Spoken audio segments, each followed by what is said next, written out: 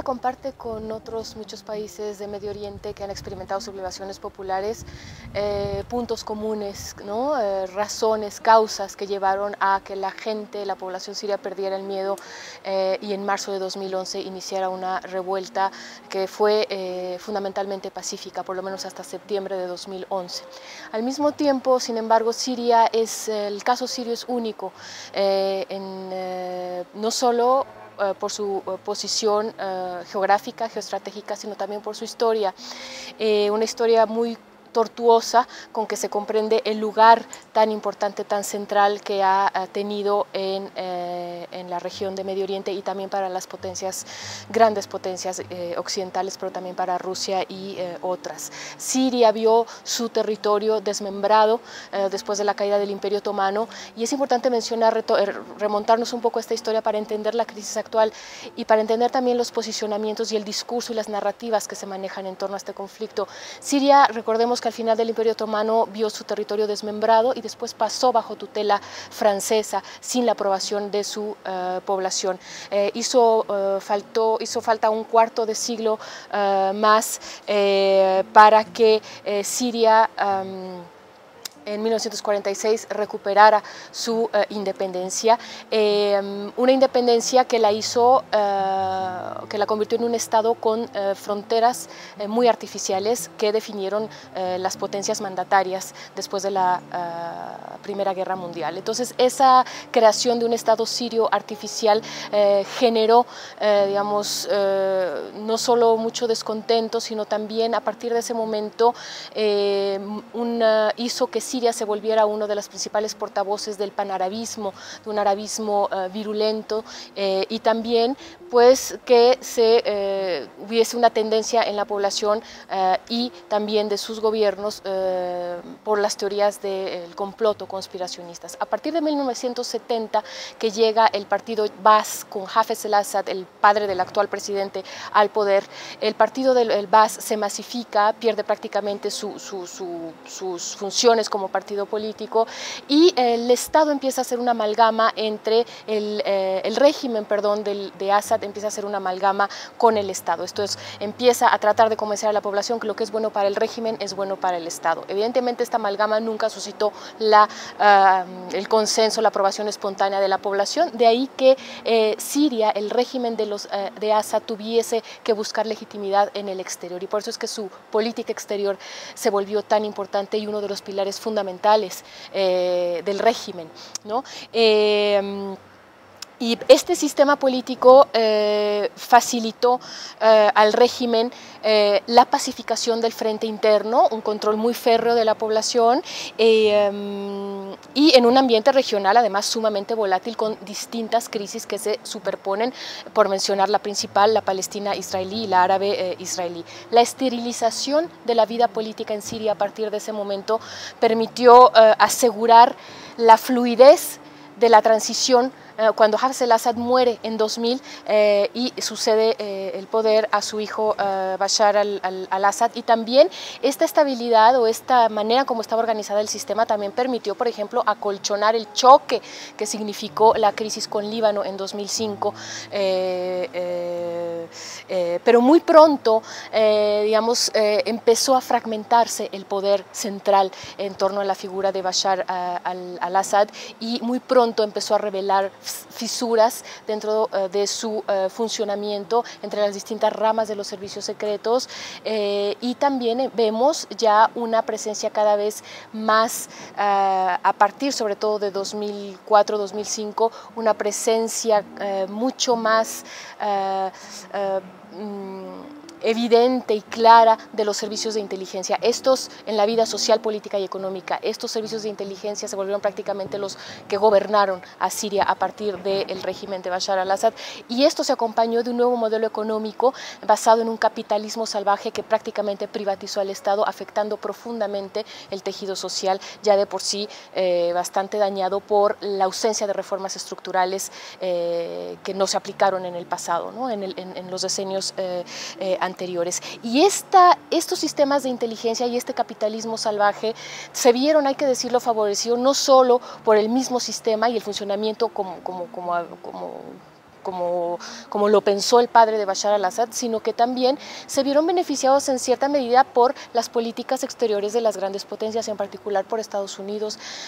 y en su momento también por Francia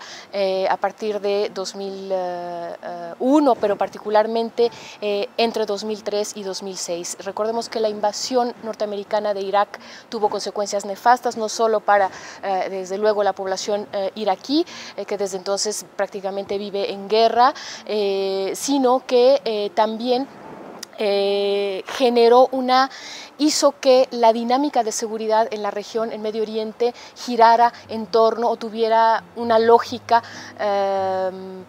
basada en elementos religiosos y en las divisiones entre sunitas, por un lado, que son la mayoría de la población musulmana del mundo, y los shias, que representan alrededor del 10% de la población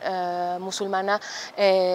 y que reflejan a su vez esas divisiones la lucha de poder o la rivalidad entre Arabia Saudita, que se asume como la representante del sunismo oficial, por un lado, e Irán, que se asume como el país de mayoría shia y por lo tanto representante del chiismo en el mundo islámico. Esta dinámica religiosa en la región pues tuvo un contagio inevitable en la sociedad siria, y de hecho parte de ese contagio llevó al régimen a tratar de adaptarse, aunque pues su capacidad de adaptación por la misma rigidez pues mostró sus límites muy pronto, y una de estas medidas de adaptación no solo fue continuar con más reformas económicas pero muy cosméticas y diversificar su diplomacia económica, sino también recurrir al discurso islamonacionalista para tratar de ganarse por lo menos la legitimidad de los sectores más conservadores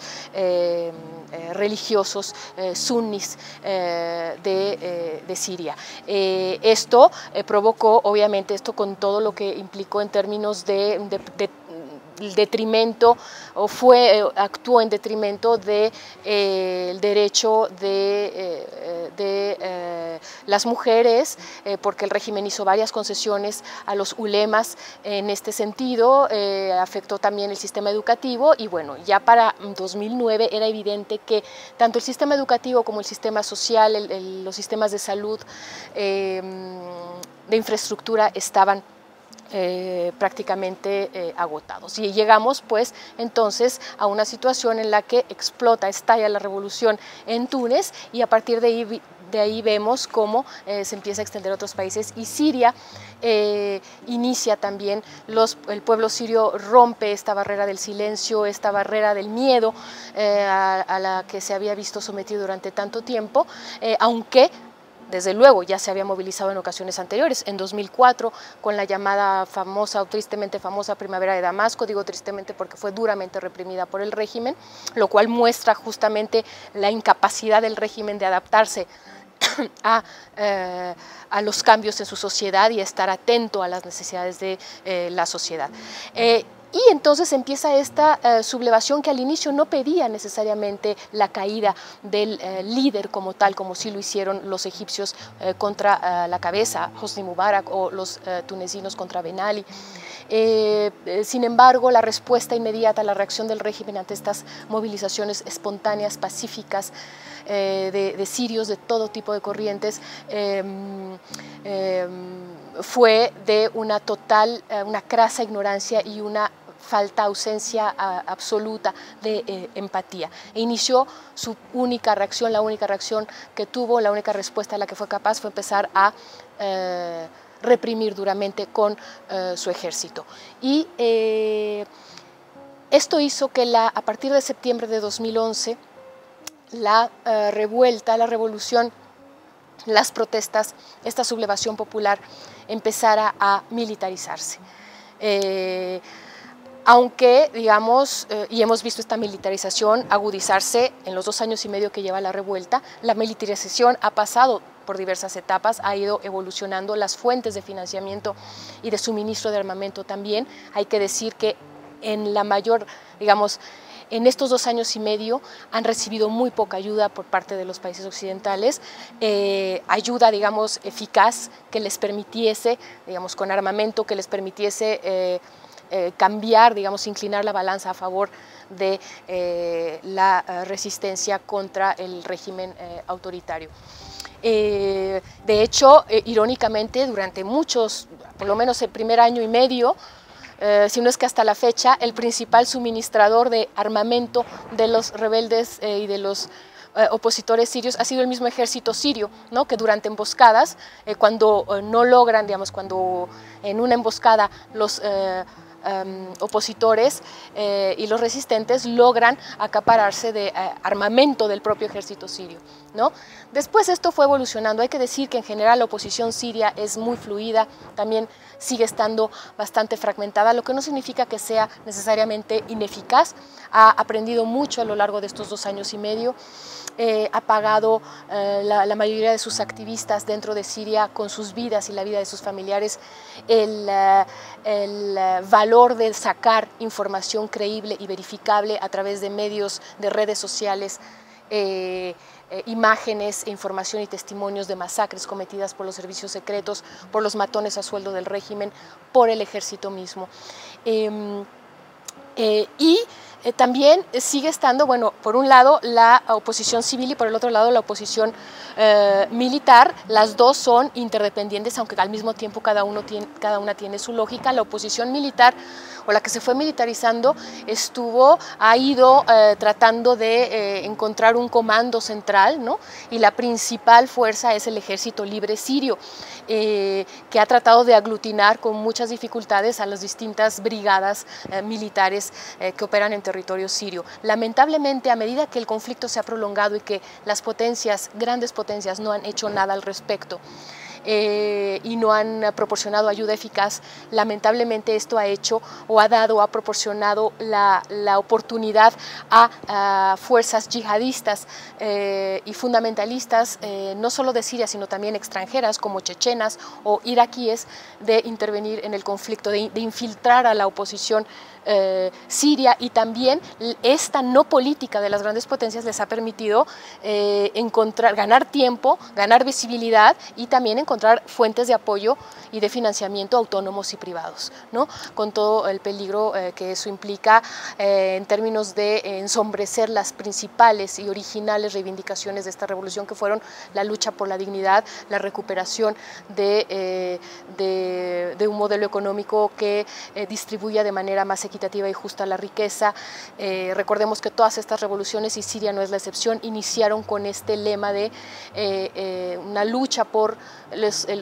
la dignidad, por la libertad. El gobernante tiene que irse no porque haya fallado a los valores del Islam, sino simplemente porque humilló a la población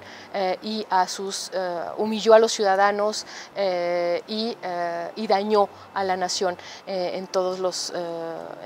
aspectos, ¿no? En la política interna y en política exterior. Ahora, lamentablemente, la aparición de estos grupos yihadistas lo que ha hecho también es que de esta aparición se ha servido el régimen para desacreditar a la oposición y para continuar con esta propaganda según la cual pues toda la oposición es una bola de islamistas radicales, ¿no? Entonces más les vale a ustedes, potencias extranjeras, que me mantengan a mí en el poder, porque soy el único capaz de mantener el caos, o yo o el caos. Pero también esta propaganda de desacreditar a la oposición, calificándola como meramente un grupo de yihadistas o de salafistas manipulados por potencias extranjeras, también manda un mensaje a la minoría cristiana en Siria, que es alrededor del 8% de la población, ¿no? Presentándose ante ella como su protector, algo que ha sido totalmente falso desde siempre, y también es un mensaje que le sirve para dirigirlo a aquellos sectores de la mayoría suní que se oponen al proyecto saudita y a esta corriente o esta interpretación del Islam conservadora wahabita, ¿no? Entonces también ante ellos se presenta como un protector, como un dique a las ambiciones de este proyecto conservador saudí. Entonces en esta situación ahora nos encontramos, y bueno, hay actores desde luego internacionales y regionales muy importantes que también están incidiendo cada vez más en esta crisis y en esta tragedia humanitaria. Hemos visto un ping-pong diplomático desquiciante entre Rusia y Estados Unidos, y la última, digamos, a lo último a lo que se llegó ese ping-pong, que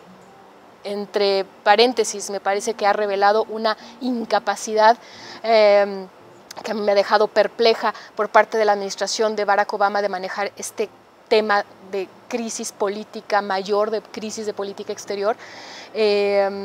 ha dejado a Rusia como el principal, digamos, el que ha dejado a Rusia retomar la iniciativa diplomática, presentando este plan de deshacerse, de desmantelar el arsenal químico de Siria. Un plan que fue muy bien recibido por la Casa Blanca, porque bueno, sabemos que, y lo hemos visto, que si algo no ha querido la administración de Barack Obama es verse arrastrado en otro conflicto en Medio Oriente, y aunque habló de líneas rojas que no debían sobrepasarse, pues él mismo tuvo que morderse la lengua cuando esa línea roja no funcionó como elemento disuasivo. La línea roja era no usar armas químicas, se usaron, o sea, la disuasión no funcionó, y sin embargo no intervino militarmente, porque, bueno, entre otras cosas, él sigue insistiendo en el presidente de Irak, y de hecho su campaña presidencial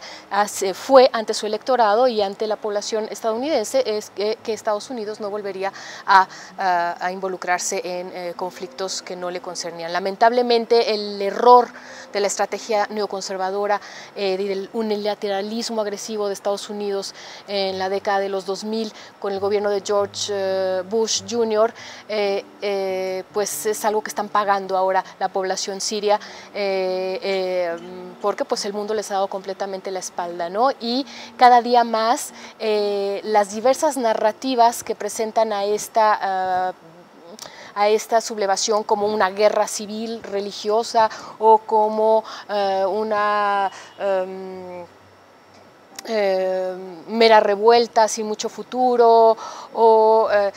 lo único que han hecho son narrativas y también la categorización de los actores como pues actores que no saben bien qué quieren, y que encontramos en los medios de comunicación y en las cancillerías, pues solamente ha contribuido a alejar cada vez más nuestras miradas de lo que más debería importar, que es la dimensión humana de esta crisis, y de la pérdida para Siria, pero también para toda la humanidad y para la región, de una generación que va a estar profundamente, ya está profundamente traumatizada, y eso va a tener repercusiones, traumatizada y frustrada, y muy decepcionada de la comunidad internacional y también de los organismos internacionales,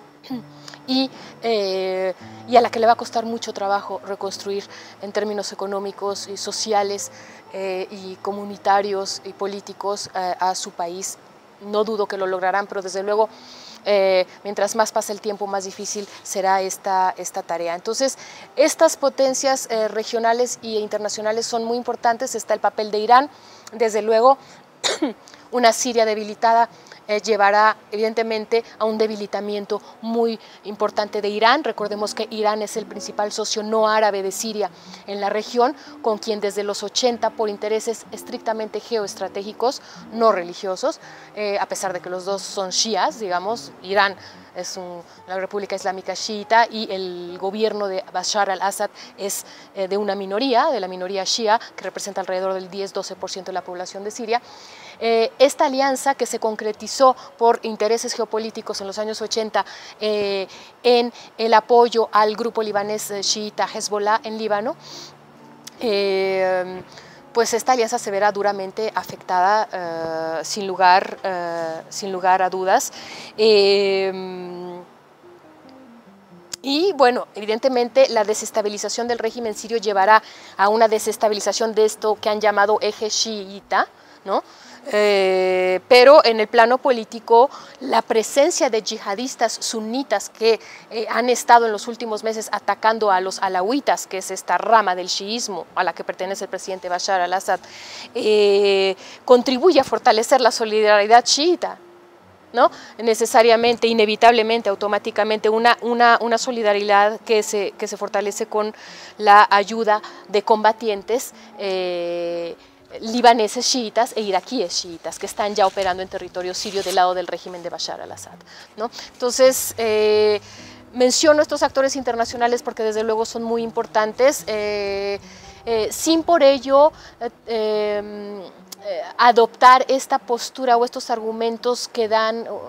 o esta obsesión de algunos analistas de querer explicar todo lo que ocurre en Siria desde marzo de 2011 a partir de la variable geopolítica, ¿no? Como variable explicativa principal. El papel, y vuelvo a lo que decía al inicio, desde luego que Siria es importante por su posición geopolítica, geoestratégica, por la red, el nudo de alianzas con actores estatales y no estatales que muy hábilmente y pacientemente supo tejer a lo largo de varias décadas, desde los finales de los 60 hasta la fecha, pero eso no nos puede permitir olvidar que la insurgencia o esta crisis proviene ante todo de esta sed de libertad y de democracia y de liberalización y de dignidad de la población siria o de amplios sectores de su población. Ellos son los principales agentes del cambio, aunque lamentablemente, repito, a medida que se ha prolongado el conflicto, no ha podido evitar esta oposición verse infiltrada y manipulada a veces por los intereses de las agendas de países regionales como Turquía, Irán, Irak, y también las agendas de países como Estados Unidos, la Unión Europea, Rusia o China.